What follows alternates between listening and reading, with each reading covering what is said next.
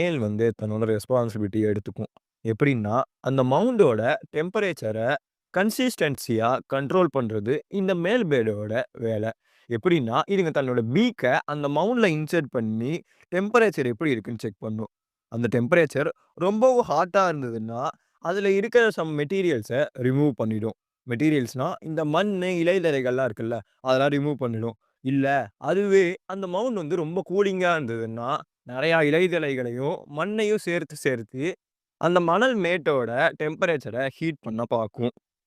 7லிருந்து 8 வாரம் கழிச்சு அந்த முட்டையிலிருந்து சிக்ஸ் ஹேட்ச் ஆனதுக்கப்புறம், தானே அந்த மணல் மேட நோண்டிக்கிட்டு வெளிய வரும்னு தான் சொல்லணும். அப்படி வெளிய வரும்போது, இதுங்க ஸ்ட்ராங்காவும், பறக்கறதுக்கு கூடிய கேப்பபிலிட்டியோட தான் வெளிய வரும்னு சொல்றாங்க.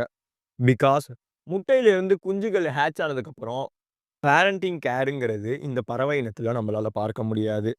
நான் சொன்னேன்ல, ஒரு நெஸ்ட் பல ஃபீமேல்ஸ் எக் பண்ணும்னு. ஆனா எல்லா முட்டையுமே ஹேட்ச் ஆகும்னு நம்மளால உறுதியா சொல்ல முடியாது.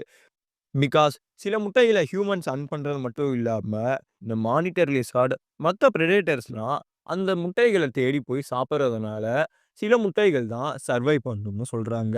அது மாதிரி எல்லா குஞ்சுகளும் வெளிய வந்ததுக்கப்புறம், அந்த மணல் மேடு ஈக்கோசிஸ்டத்தில மெயினான ரோல ப்ளே பண்ணுதுன்னு சொல்றாங்க. பிகாஸ் அந்த மணல் மேட்ல இருக்கிற பிளான்ட் மெட்டீரியல்ஸும், சாயிலும் சேர்ந்து மண் வளத்த அதிகப்படுத்துறது மட்டும் இல்லாம, மரங்கள் வளர்றதுக்கு ஒரு முக்கியமான பங்களிக்குதுன்னு சொல்றாங்க.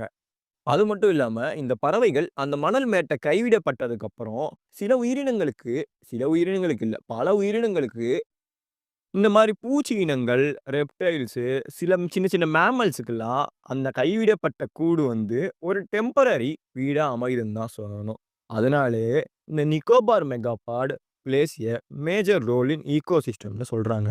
2004ல இந்த நிக்கோபார் தீவுகள்ல நடந்த சுனாமியால 70% பறவை இனம் அழிஞ்சு போயிடுச்சுன்னு சொல்றாங்க.